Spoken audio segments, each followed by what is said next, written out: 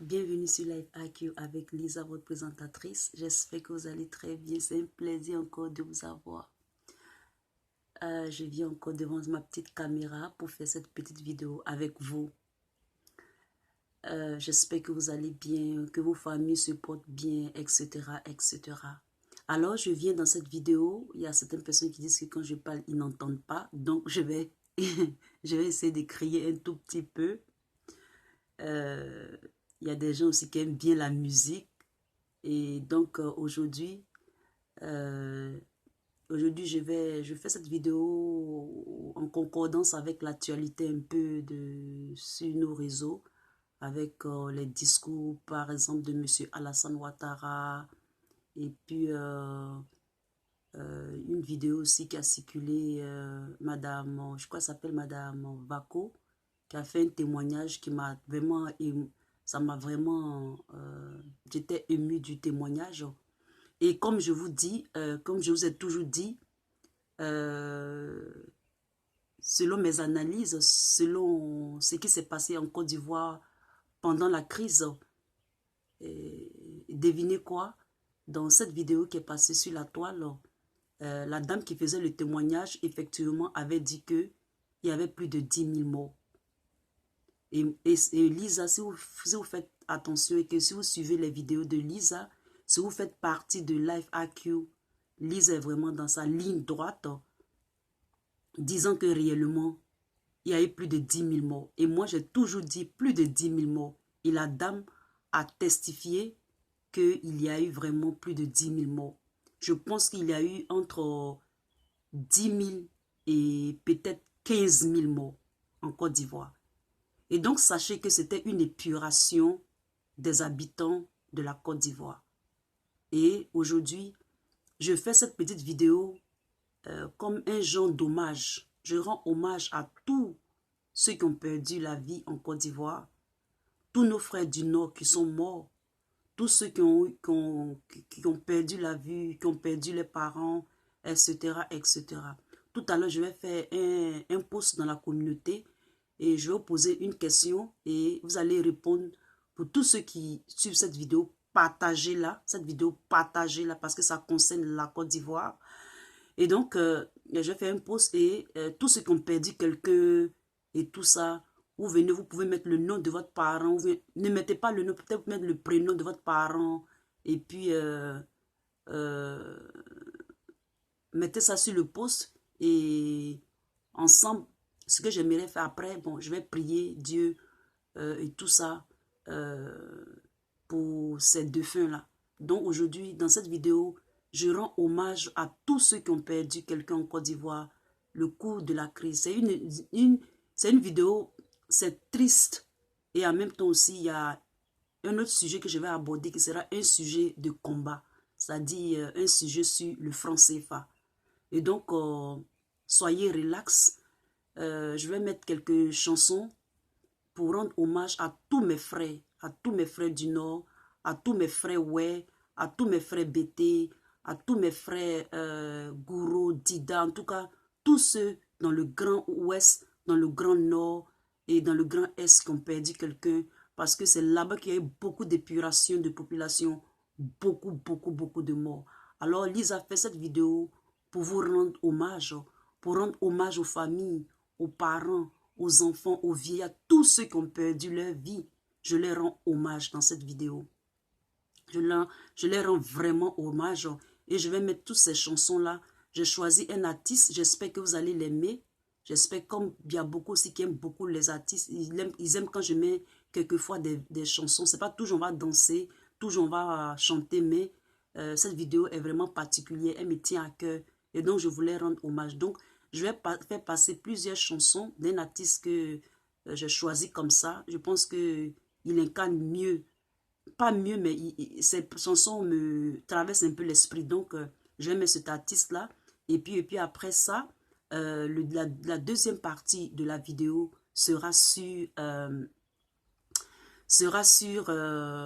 franc CFA par rapport au discours de M. Alassane Ouattara sur le franc CFA. Alors, c'est parti pour la vidéo. Soyez relax et Je vais faire un petit silence pour tous ceux qui sont morts, pour tous ceux qui ont perdu la vie pendant cette crise qui a commencé depuis longtemps jusqu'à maintenant. Alors, faisons une petite pause de quelques secondes pour tous nos martyrs, pour tous les morts, pour tous ceux qui ont perdu la vie. Que le Seigneur, que Allah, que le bon Dieu nous aide.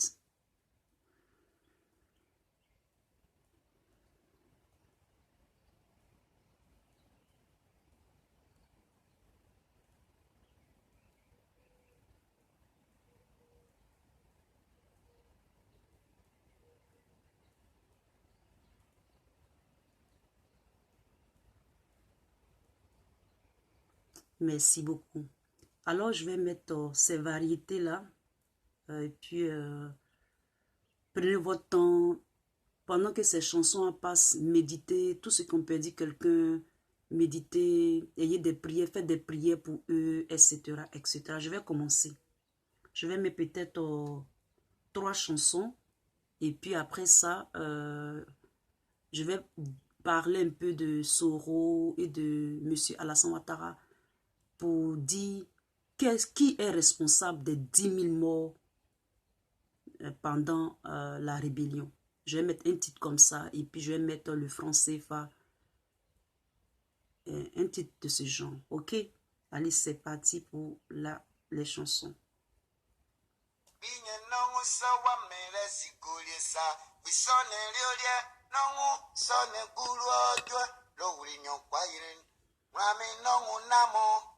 Soñame zigolie kabia joile amepeleka pleple dukumako hayi jelo pele pelelu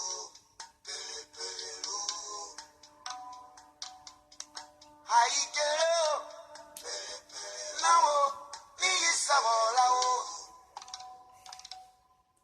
kinye nongo sawa mele zigolie sa isone liolie nongo sone gulu ojo lowuli nyompayin rami nongo namo soñame zigolie kabia joyile amepelekan repedu kumako hayi jelo pelelu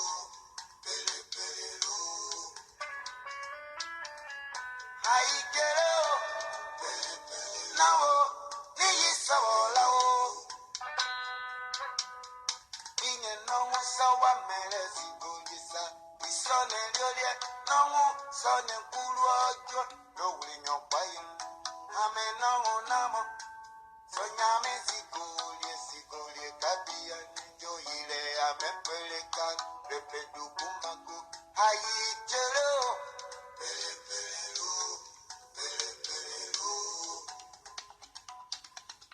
Hayi jelo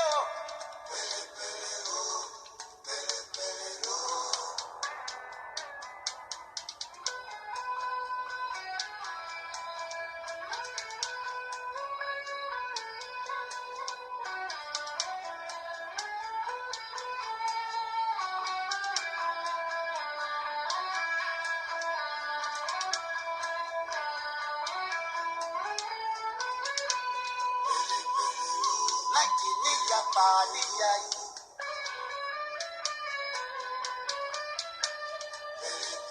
Yao Ike mo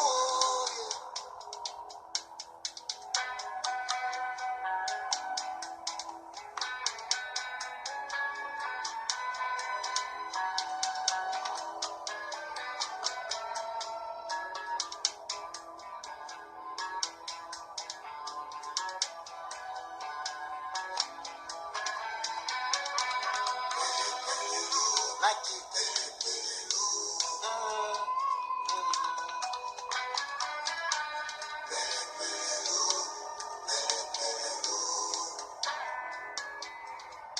Inye nongo sawa mele zigolisa Isone liolie nongo sone kulu ojo Lowuli nyompayin Ame nongo namo Soñame zigolie kabia Joyile ame peleka Repedu kumako Hayi jelo Nao ni pani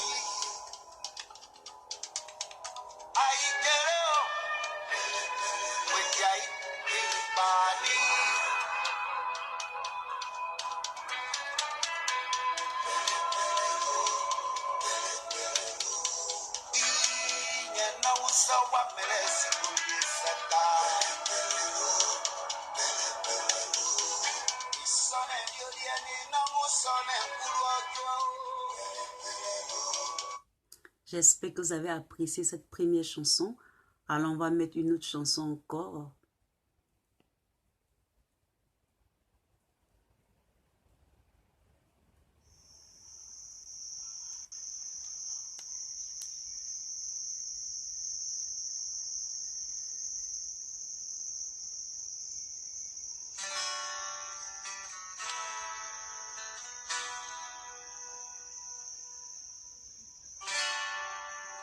Sachez que quand j'écoute les chansons, j'ai la chair de poule.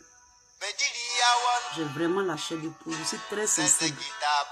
Je suis très sensible.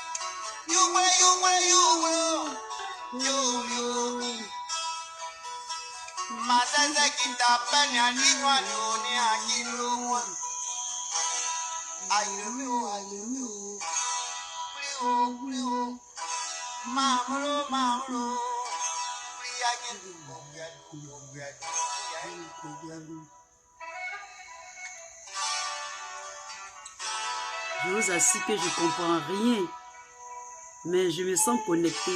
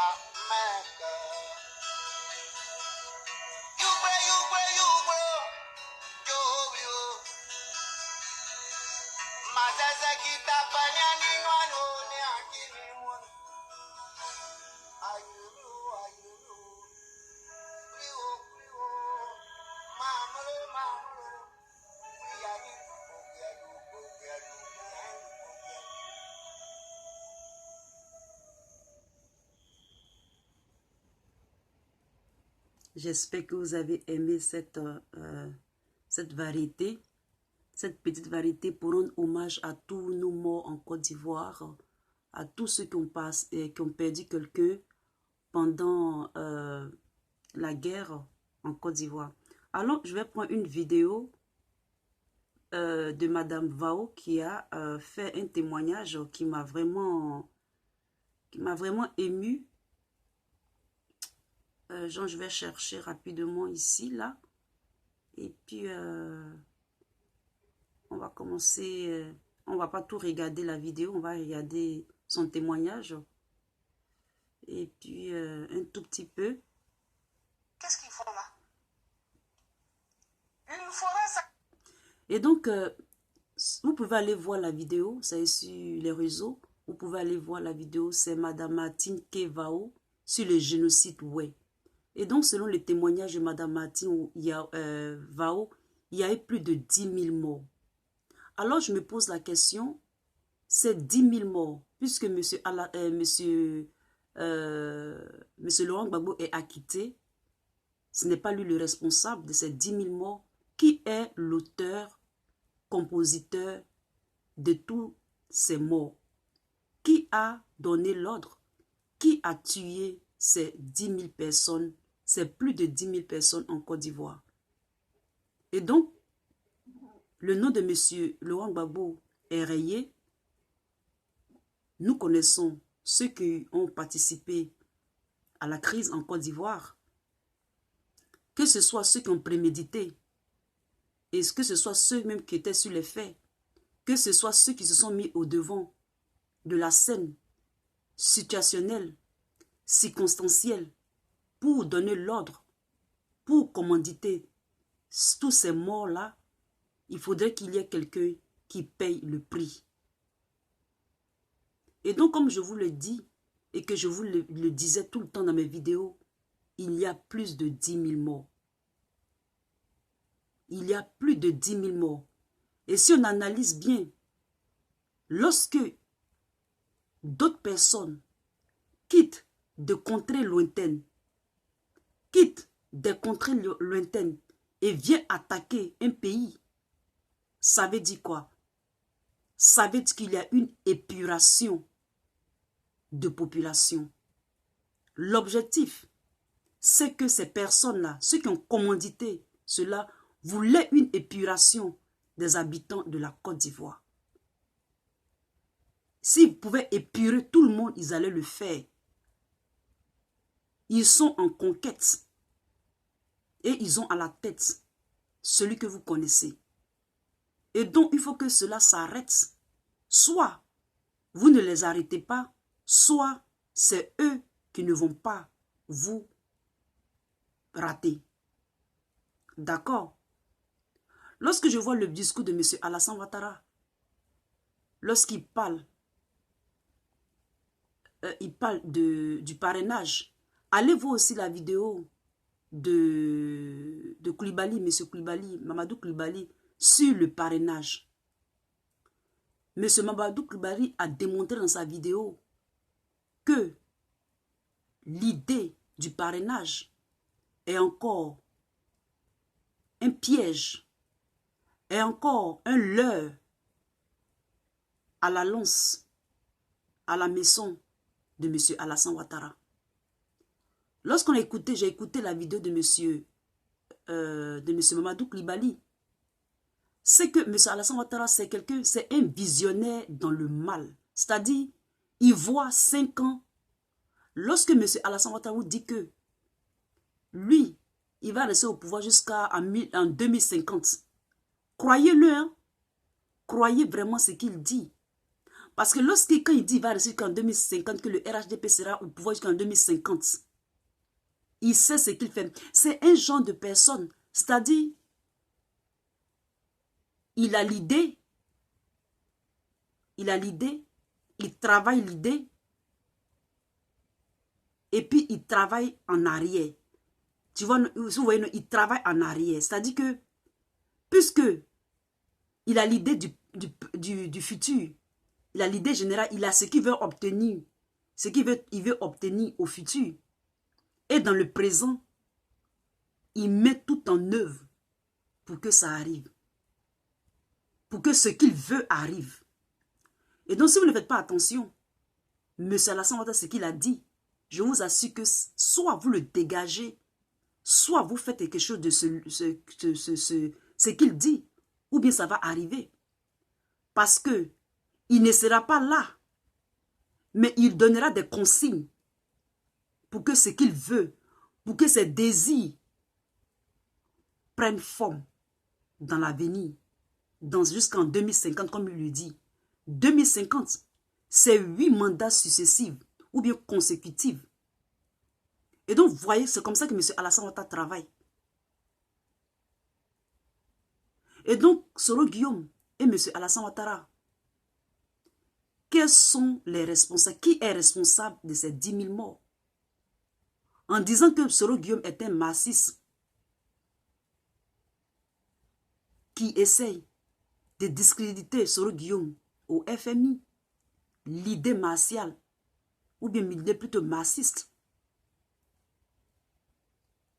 Vous savez que les discours, il y a la politique lorsque les micros sont ouverts, et puis il y a la politique lorsque les micros ne sont pas ouverts. Tout le monde est témoin. Tout le monde est témoin de ce qui se passe. Le FMI même sait ce qui se passe. Sachez qu'au FMI, ce sont des êtres humains qui vivent. Ils mangent, ils dorment, ils vont aux toilettes, ils ont une conscience. Ils connaissent le bien et le mal. Ils ne sont pas sur notre planète. Il y a le discours des micros, et puis il y a le discours dessous des portes, ou bien derrière les portes. Donc, venir devant le micro et dire ce qu'on a envie de dire et ce qu'on a envie que les gens croient ou les gens apprennent, ce n'est pas chose nouvelle. Donc, qu'il affirme devant les micros, qu'il porte l'habit du bon pasteur devant les micros, ça ne change rien. Le FMI sait très bien que Soro Guillaume n'est pas un marxiste, parce que du jour au lendemain, ton allié, tu le condamnes de marxiste. Ils ne sont pas bêtes. Ils ne sont vraiment pas bêtes. Soro Guillaume n'a rien à conquérir. Ils savent ce qu'ils font. L'auteur sait ce qu'il fait. Sachez que les Européens, ils sont comme nous. Hein? Ils sont vraiment comme nous. Donc, quand certaines personnes disent qu'il a tué Soro et que c'est à Soro de conquérir, Soro n'a rien à conquérir. Rien d'un nouveau sur le soleil. Ils savent où ils vont. Ils savent où ils ont commencé. Ils savent où ils vont. Le FMI sait que les variables de l'économie, elles sont changeantes. Même Rome est tombée. Rome qui était une civilisation, arrivé à un certain moment, il y a eu un déclin.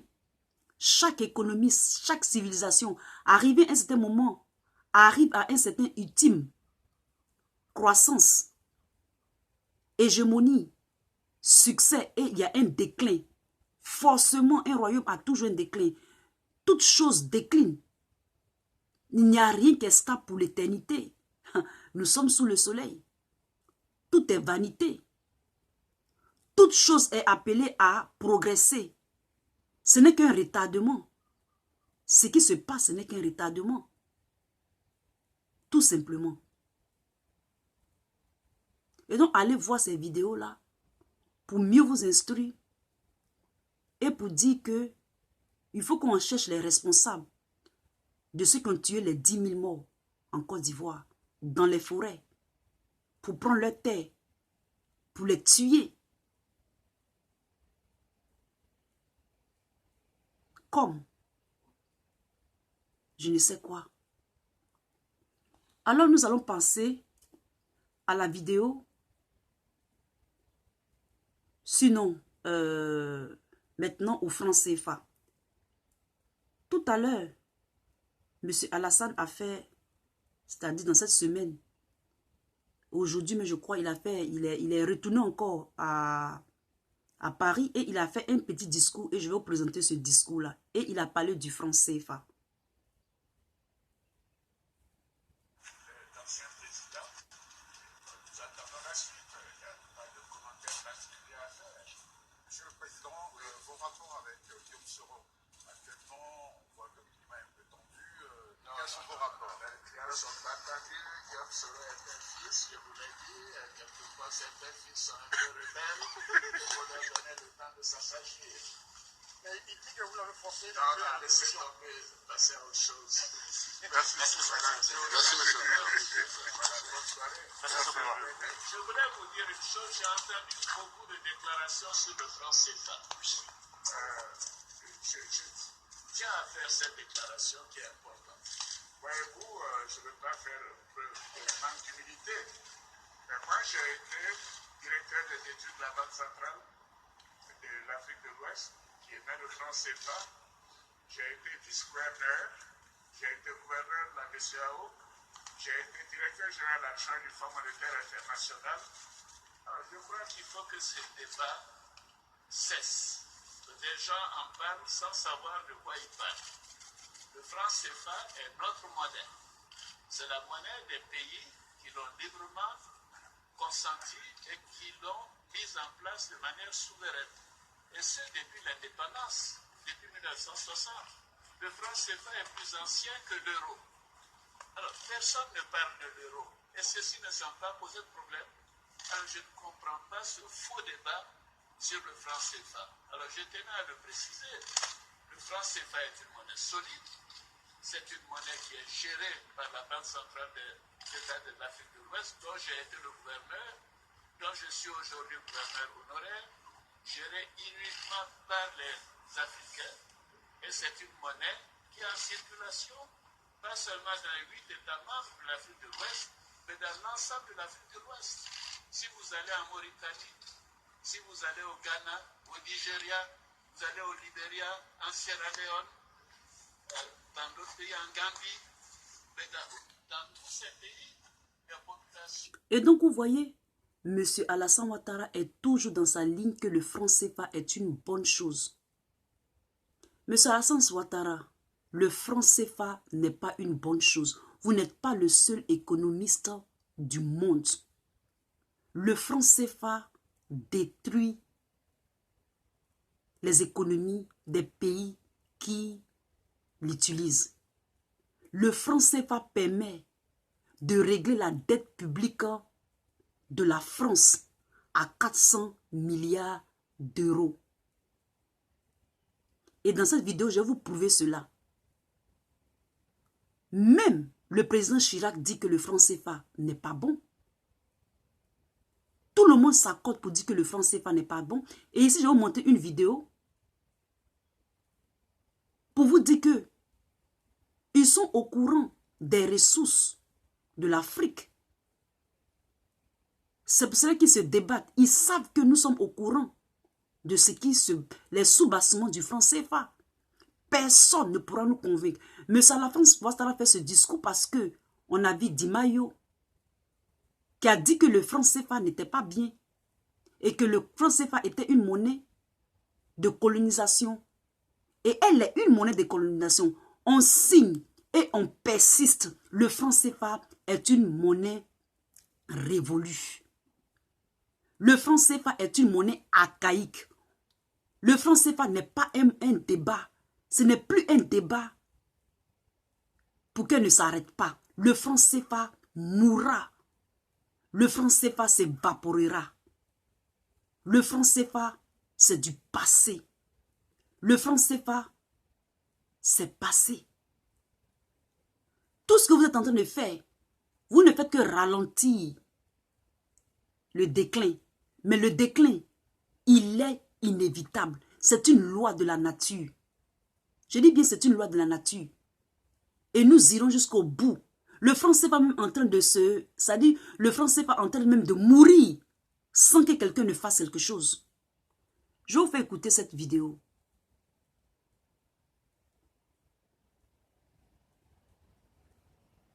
Une idée globale précise des richesses du sous-sol du continent.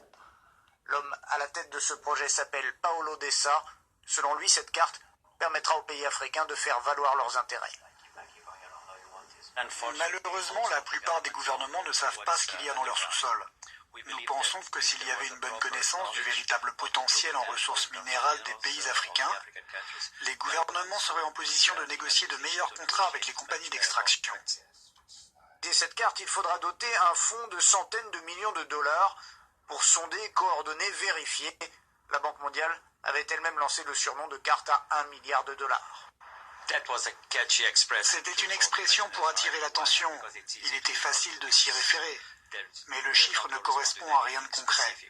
Certains pensent que c'est la valeur des ressources minérales que l'on pourra découvrir grâce à ce projet.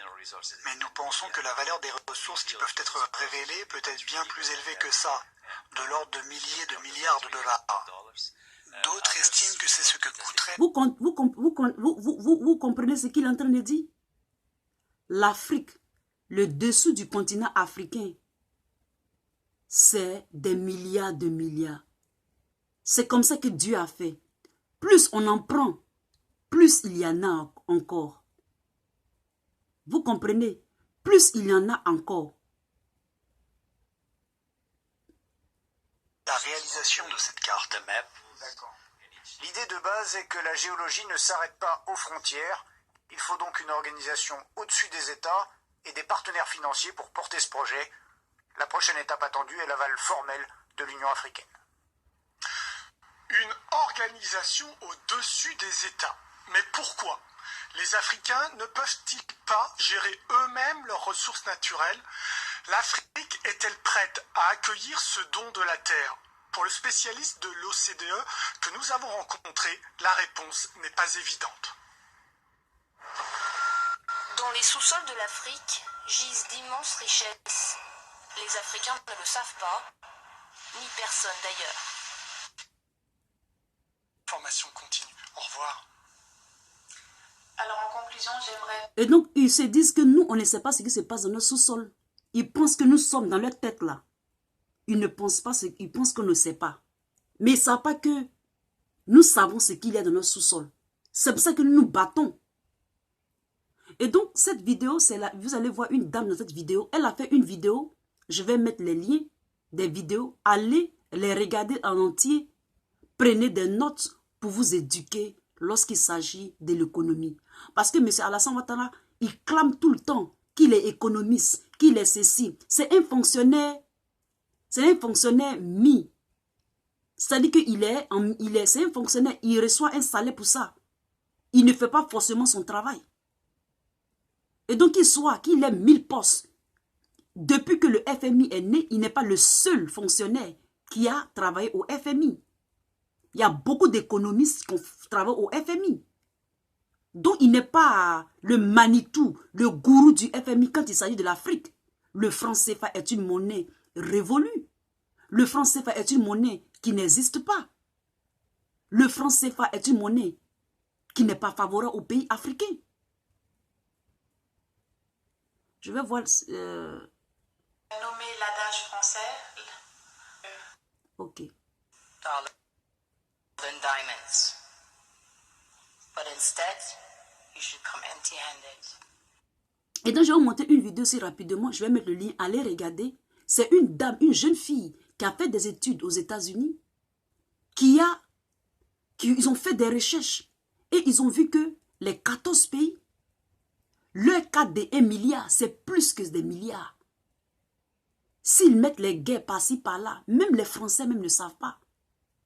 Allez regarder la vidéo de cette dame. Elle est très, très instructive. Et la dame, elle a fait une autre dame que je vais montrer tout à l'heure. Les Américains savent. Les étudiants savent. Les gens étudient. Il y a des gens qui font des études, des recherches. Pour voir la vérité. Pour connaître la vérité. Pour démontrer s'il y a la vérité. Nous insistons et nous persistons que le franc CFA, c'est une monnaie qui n'est pas favorable. M. Alassane Ouattara est l'un des seuls, soi-disant, gourous économistes africains qui porte son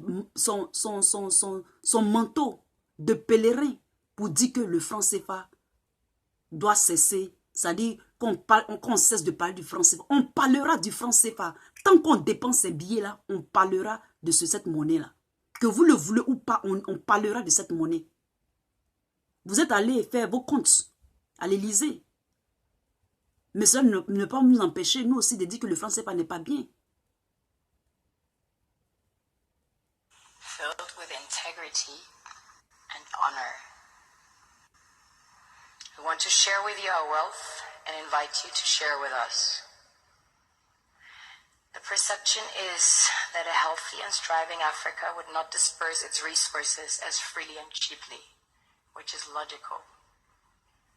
Of course, it would instead sell its resources at world market prices, which in turn would destabilize and weaken Western economies, established on the post-colonial free meal system. Last year, the IMF reports that 6 out of 10 of the world's fastest growing economies are in Africa, measured by their GDP growth. Vous avez compris? French Treasury. Vous avez compris? Les 9 pays sur 10 des économies qui sont en croissance, c'est en Afrique. Voilà pourquoi M. Alassane Ouattara se débat. L'Afrique, l'économie de l'Afrique, elle est en expansion. Ils savent cela. Ils le savent. C'est pour ça qu'ils se battent. Donc nous aussi, on doit se battre pour dire, mais non, on veut les échanges. Mais il faut que nous soyons gagnants aussi. Que nos pays ne soient pas les plus pauvres. Vous comprenez? For example, is receiving about $500 billion year in, year out. Foreign exchange reserves from African countries based on colonial debt they force them to pay. D'accord. On nous force à payer une dette de 500 milliards à travers le trésor français. C'est ce que la dame vient de dire. Allez voir cette vidéo, je vais mettre le lien. Allez la voir et la traduction est en français. Vous verrez que nous sommes vraiment en guerre. L'Afrique, les 14 pays seulement, hein, 14, nourris, blanchis, en Grèce, la France. Et ils ont peur. Avant, on ne pouvait pas savoir ça. Parce qu'il n'y avait pas les réseaux sociaux. Les informations étaient dans les livres, c'était dans les conférences. Mais à travers les réseaux sociaux, à travers le web, l'information est démocratisée. Donc nous, Africains, nous, Ivoiriens, nous devons nous éduquer, éduquer sans cesse. On doit aimer nous éduquer. Ne regardez pas seulement les vidéos de danse, de danse, de danse, de danse, de danse. Ayez vos cahiers, un cahier et notez tout ce que vous apprenez. Et des fois, vous révisez, vous mettez dans votre tête. C'est comme ça qu'on n'aura que des élites en Côte d'Ivoire. Alors, je vais mettre une dernière chanson. Et puis, on va finir la vidéo.